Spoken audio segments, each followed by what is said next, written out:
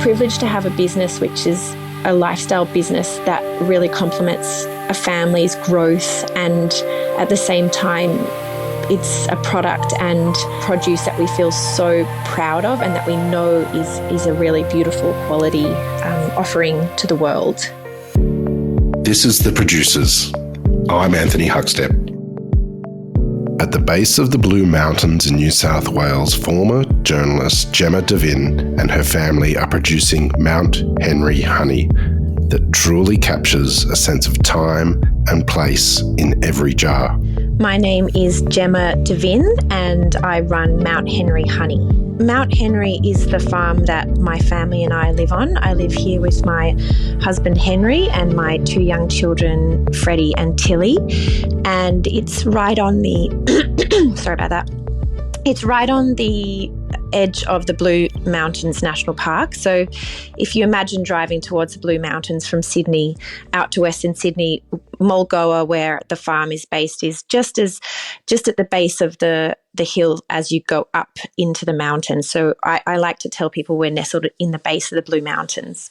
And it's really wonderful for Mount Henry honey because what we actually do is we move our hives around the Blue Mountains and Bathurst areas of New South Wales. So if you think about honey, you think, okay, well, each honey is very specific and has a very unique taste and profile, and we move our hives to where the best blossoms are. So the hives are not necessarily up the road or on the farm. Actually, they're very rarely on the farm because we always are looking for where the eucalypt or the native shrubs and trees are blossoming. So we'll have, for example, a big blossoming of red stringy bark, and that might be in the Blue Mountains National Park, whether it's just up the road or further afield. And then we might have a big blossoming of yellow box or bimble box or grey box or iron bark, and that could be out near the Lachlan Valley, that could be around Bathurst, and we've even had some go as far as Condobolin. But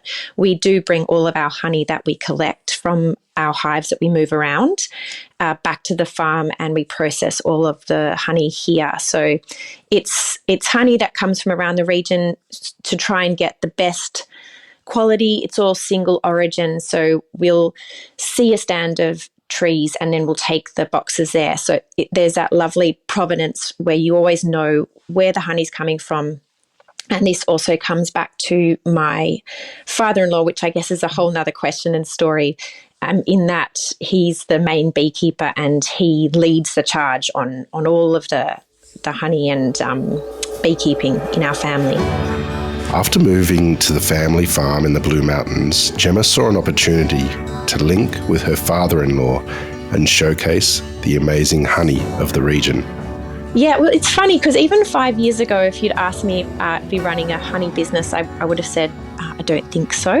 My background is in journalism and production. So for many years, I was a journalist for the ABC, and I started my journalism career out in Longreach, working as a journalist at ABC Western Queensland. So I got to do gorgeous stories all around Western Queensland, meeting amazing people, and worked across multimedia. So I was making film and radio stories and online stories. And I did do a lot of, I had a role called, I was an ABC Open producer. So I was working with communities to teach them how to tell their own stories in their own words with their own pictures, which was just a brilliant job. And then I moved to Cairns, and my domain was far north Queensland. So I got to travel up into the Cape and work with different communities, working on their stories and also telling my own stories. And that was a bit of a dream. And we ended up coming back to Sydney. It was probably around 2016 now. And I then went in and out of Ultimo, was working at ABC headquarters. And at that stage, we moved back to Sydney and we thought, Henry had spoken about this farm that he grew up on, and we had been living in interstate, and before that living in Jakarta, and we'd come back to Australia, moved around interstate, and then thought we'll go back to Sydney and we'll spend 2 weeks on the farm. And then that was about 10 years ago, and we never left because it was just so beautiful. And we thought, how can we live anywhere near Sydney and not live here? So I was commuting in and out of Ultimo, which was about 3 hours return, which was possible, I guess, when I was on my own and didn't have any children and, could walk to the beat of my own drum. But as soon as my Freddie came along, it just became apparent that traveling in and out, even when I was doing run of show contracts towards the end, I was working on documentaries. It was really hard to leave him for the 13-hour days. And my husband he's a scientist. He's a wildlife ecologist, so he's away a lot for work and research work. So we needed something that was going to work when we had young kids, so that someone was home, and so that we could care for our growing family. And we, essentially what happened is I looked around and I thought, okay, well, I do love storytelling. I sort of gone back to the ABC and worked. I'd run the ABC iView Arts channel and then moved around into factual storytelling. And I thought, okay, well, what can I do that's around me on the farm? And for the last, I guess at that stage, 30 years, my amazing father-in-law, Nick, he's a commercial beekeeper. And I was sitting on this farm in this beautiful location surrounded by the most gorgeous honey that I think I'd ever tasted. And I thought, this really needs to be elevated. And I thought, you know what, I'm going to take this honey. And we came together, worked on the idea of Mount Henry honey, which is the farm where we lived. And we decided to elevate this honey because it's just such beautiful single origin honey.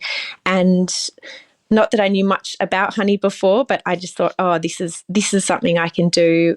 We can bring this honey to a market for people who love, straight to the source beekeeping, and a fantastic product. So that's how it all started.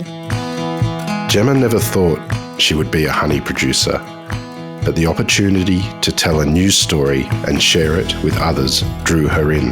I really love the way that the business came to being because, as I said, the opportunity came to me, and I thought, what's a good way to combine something that I'm really passionate about, which was the storytelling. And I think a lot of people, when they're starting a business or starting a brand, they can have a number of different ways that they enter into it.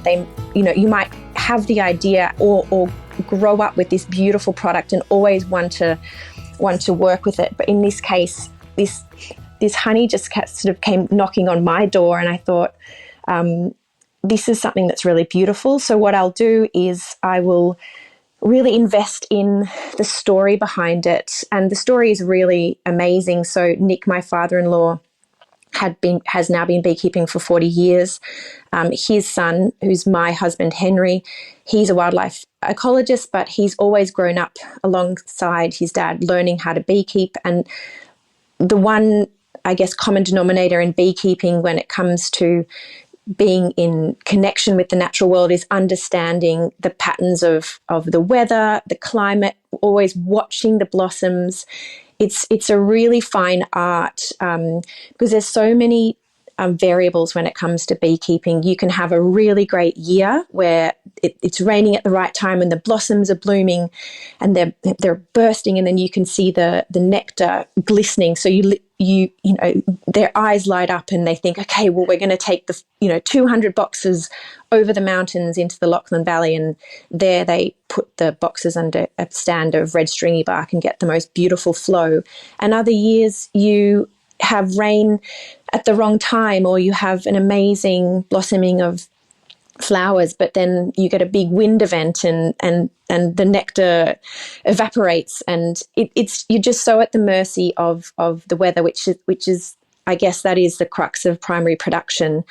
But I just thought, you've got this intergenerational craft. Henry's beekeeping now with his dad, and they have this driving force really to get the best possible honey that they can. It's never just boxes in the one place hoping for the best. It's really intentional. There's a lot of love and planning and work and like deep understanding of the cycles of the environment and nature. So I wanted to capture all that because it's really special to hear that from them. But when you hear it from them, it's not in a grandiose way. They don't ever, think that they're doing anything special. They're just really dedicated, passionate primary producers who are so focused on their craft that it really shows in the product that is produced here on Mount Henry.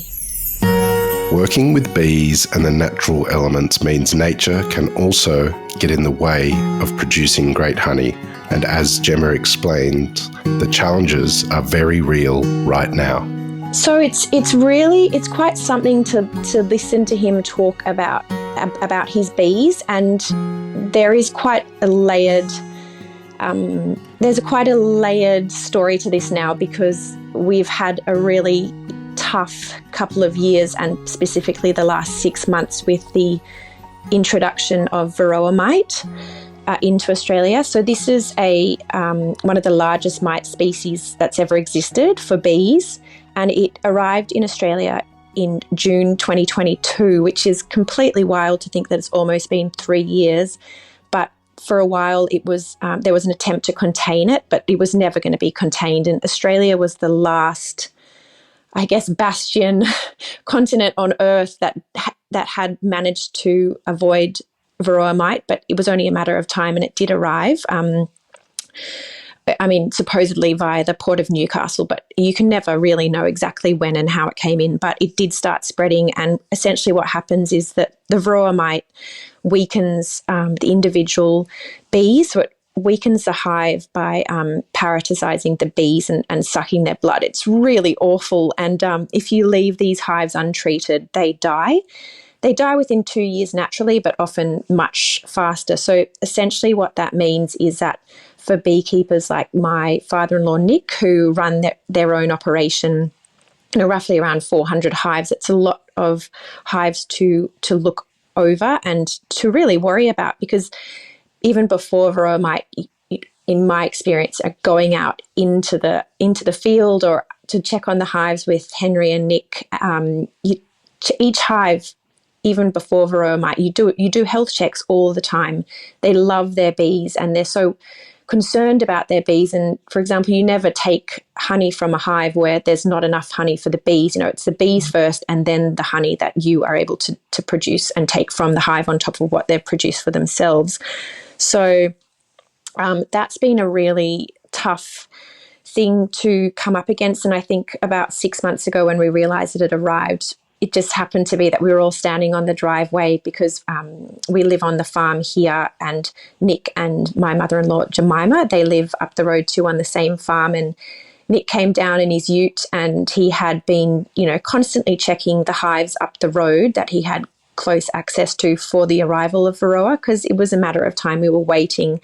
And the day that it arrived in our hives, you find them by doing an alcohol wash, and then that's generally what you do even for hive beetles and other pests, just to keep your hives healthy. And he had one in his wash, and he had it on this piece of paper towel, and they're huge. You can actually see them.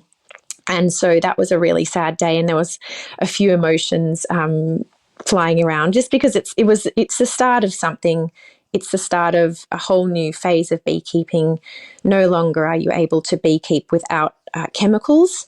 So now basically what it means is that you can use lower intensity chemicals like oxalic acid, which keep numbers down, and that actually encourages bees to keep up grooming so they can keep the mites down themselves. But we are using, and most beekeepers who are hoping to keep their hives alive are using Baverol, which is really safe, but you put it in the hive for 5 days and up to 6 weeks, and it just helps the mites stay alive.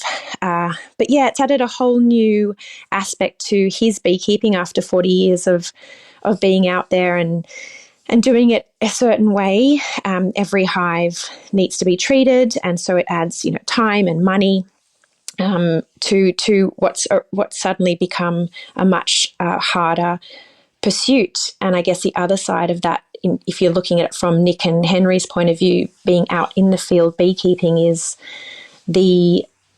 as I mentioned, the seasons. And so this year, for example, it's been a tough season. There haven't been a huge amount of trees blossoming, so there hasn't been the same honey flow coupled with the arrival of varroa, and it's just that cyclical nature of primary production. You've got to take the good with the bad and the booms with the busts, and we carry on, but there's also the lingering thought that too, my father-in-law, as passionate as he is about beekeeping, he's now in his mid-70s, and it's a very laborious pursuit. So there's lots of different variables going on, but the love of beekeeping and the way that his eyes flash up when he talks about beekeeping and bees, I think is limitless and will be there forever.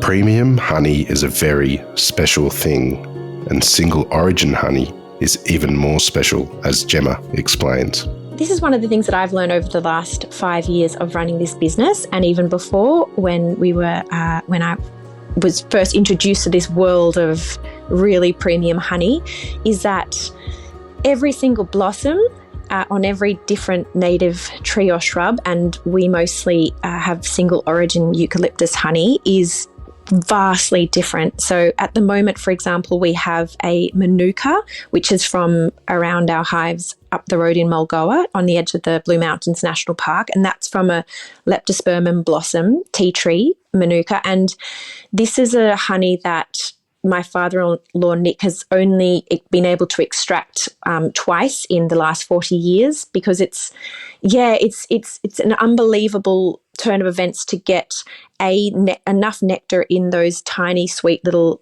tea tree blossoms. But then the nectar is usually very thick, so when it goes into the hives and the combs, it's very hard to extract. And we had this one year where all the stars aligned, and we just had this incredible flow, and we're still enjoying the honey from that flow, which was about 3 years ago. And we actually sent a sample of it up to the Sunshine Coast University Honey Lab, which there is such a thing, which is amazing. And they did the UMF Manuka testing. And so we have a Manuka rating for that honey, which comes from up the road. But it's rich and it's deep and it's very caramel-like. And unlike a lot of Manukas, which can taste a bit medicinal because they are incredibly good for you, bioactive honey, it's got a really rich depth of flavour. So that's probably our proudest variety that we've had in the last 5 years, and that was Henry's honey too, from his hives.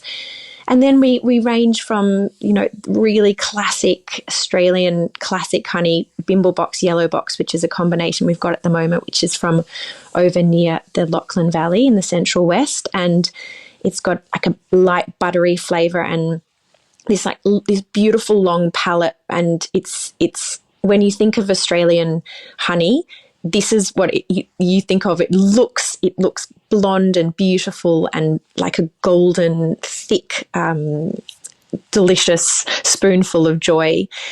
And then the other one that we've really been enjoying lately is a red stringy bark. And I remember when Nick was talking to me about when he found this stand of trees. This was probably about 18 months ago. And he said he looked through his binoculars, because that's what they do. They drive around with their binoculars, looking at the blossoms, looking at the tops of trees. And sometimes the buds, you can see them for about 3 to 4 months before they explode, and they're just waiting for the right conditions. And he said he looked through his binoculars and all he could see was like a sea of sparkling nectar. And there was something so poetic about the way that he described seeing his stand of red stringy barks out in the Lachlan Valley.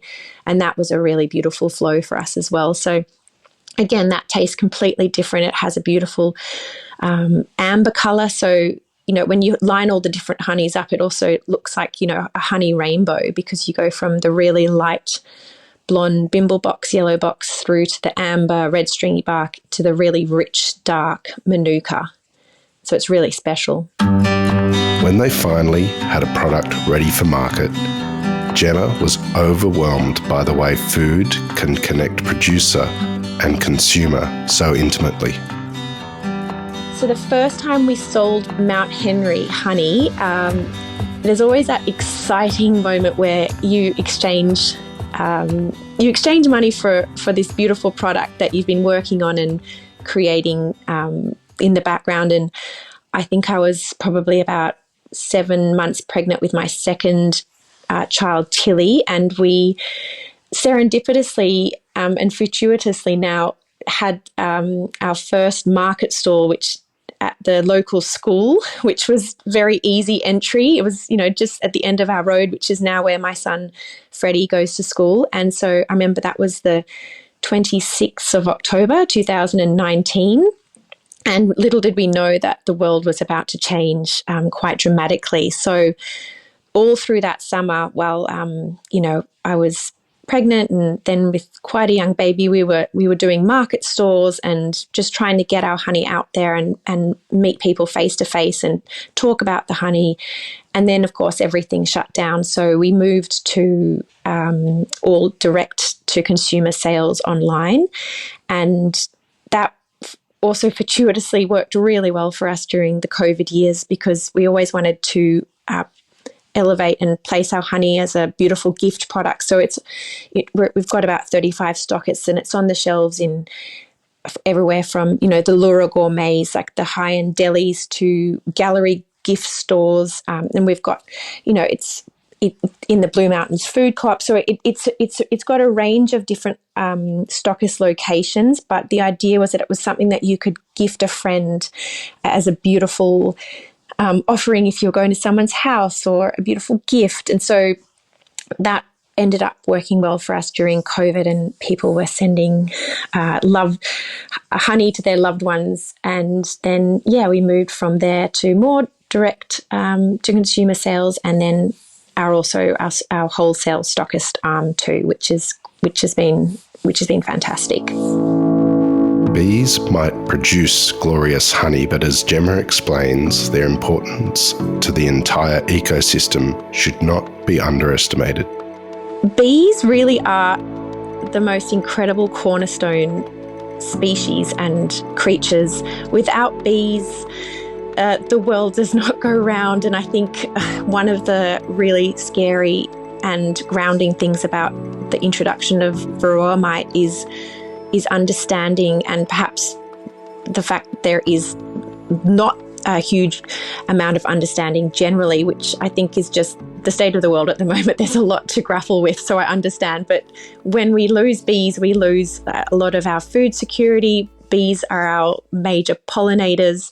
They make the crops that we enjoy our food from, grow. They are just such incredible creatures, and they've always been so resilient.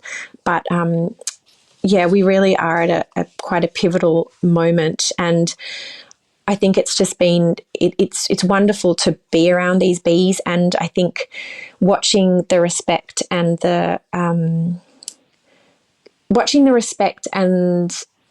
pure love that someone like Nick, my father-in-law, and Henry, my husband, and our family we have for these bees has been, like a wonderfully affirming aspect of living on the farm. And for example, and one of the things we did recently, it was probably last year, is if you take someone like my husband, who has a lot of really amazing wildlife experiences working with animals, and someone like Nick, who has been working with bees for 40 years, you have these rare moments in swarming season when the bees are between their hives. So they'll be looking for a new hive and swarming around, and before they colonize a hive, they can get really, really calm. And so we had this moment probably about 18 months ago where we were able to go into the field where these swarms were swarming around, and Henry and his dad did this first, and it was something that they had only done once or twice in the past, few decades, and they were able to put their hands into the hive and have these bees crawl all over their hands calmly, and like this beautiful buzzing feeling that they had on their hands. And so you can have these really almost this moment of communion for someone like not religious, but these moments with nature that you just feel so connected. And again, to watch particularly my father-in-law's face light up and listen to him talk about an experience like that. It's really grounding and humbling. And I think, you know, being able to live here and build a business around the bees and the honey, a business which allows like a balance of family life, which was always the main motivator, so that I can run this business and we can run this business together. Henry beekeeping with his dad and his dad's amazing honey, and me running the business side of things in between family life. And so it's really become a lifestyle business. And even though, as I say, 5 years ago, it's not something that was on my bingo card, I'm so grateful for this, the way that the business has offered itself up to me and our young family, and allowed that quality of life here on the farm and, you know, in Western Sydney, which is amazing.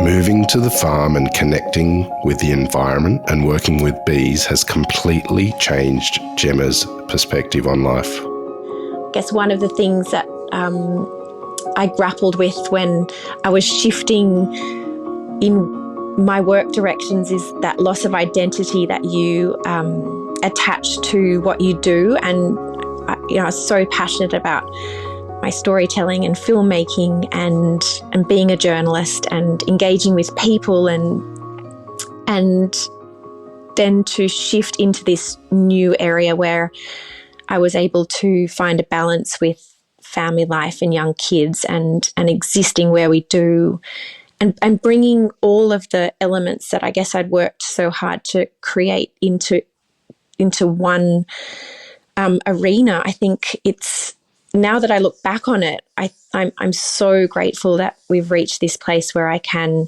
run this business from the farm while living a really nice balanced life with young kids, and being able to have a business that complements our daily routines and ability to run it in almost sometimes the cracks of time that you get as a parent. And obviously there are weeks where Henry is here and I can be super productive, and then the weeks where I'm often solo parenting, you know, it's an ebb and flow. So yeah, it's a privilege. It's a privilege to have a business which is a lifestyle business that really complements a family's growth, and at the same time it's a product and produce that we feel so proud of, and that we know is a really beautiful quality offering to the world. Honey is the cornerstone of what they do, but diversifying the product range is next on the radar. Well, what's next is a really exciting question too. I guess with everything in life, you never really know, but it's great to have plans and exciting things on the horizon. And at this point, we will just be looking at the amount of honey that we can continue to produce with the increased, I guess, veracity of the varroa mite, and how the season looks, you know, from one to the next. But the honey will be obviously our cornerstone product always, whether or not that can continue at the same volume. We might be moving to more of a honey drop a honey drop model, where we can, you know, have a certain amount of honey available, say 4 times a year, but we will continue doing our direct to consumer sales and our wholesales as long as we can. But we are really, you know, connected to the idea of the fact that this is Mount Henry honey, and honey that comes from the hard work of the beekeepers, being my father-in-law and Henry, which might mean also then diversifying our products. So looking at what we could do with the wax and the honey into creating more products. And the next thing on our to-do list, which, you know, is something that we've been thinking about for a long time, is perhaps creating what we would call Mount Henry gin. Yeah, so my husband Henry is also very passionate. He's got a lot of different interests, from orchids to hunting and distilling. So we are going to be distilling some Mount Henry gin using mead as our base spirit. We've made quite a bit of this in the past, and it's just been for family and friends. And at first we thought, oh, everyone's just being kind, but we've had a lot of excellent feedback on our gin. So that could be something that we branch into, and it's something we are looking at. Henry, my husband, he also makes mezcal, and it's quite a hard spirit to create, but he's been working with a lovely couple out in Western New South Wales called Black Snake Distillery, and they're also mezcal makers, and they make gin as well, actually. So they've offered him access to their industrial scale distillery. So we might be doing a batch out there just to get things started, but watch this space because, there are plans. There are plans in the future. We're passionate about the Mount Henry brand. That's got legs and it exists now, so we can hopefully continue to grow our product base and offerings from our original and OG honey. Every time she sees the final product in the jar, it has a huge impact on Gemma and the importance of what they are doing. I love that every time we pour a jar of honey from essentially the vats that comes straight out of the extracting room, you feel like you're pouring, this extreme purity and goodness from nature. And you think about how hard those bees have worked to produce this honey, and then all the love and passion and knowledge that has gone into putting the bee boxes and the hives in the right place and caring for those boxes, and then the provenance of that product and how it gets into those jars. And then I think there's so much pride in hand labeling our jars, and we write every jar has a handwritten variety, and so there's a lot of care and love that goes into it, and it's even bigger than the jar itself. It's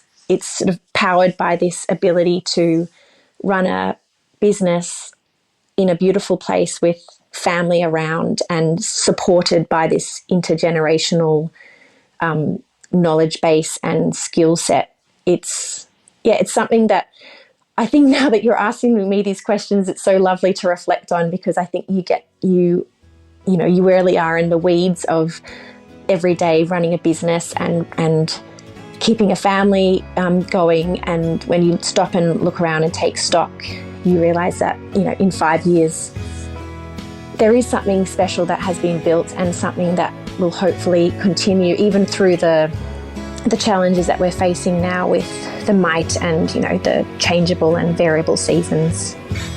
Mount Henry honey is an exceptional premium product sourced by a small family as interested in sharing their story as they are in sharing the golden nectar with people who care where their food comes from.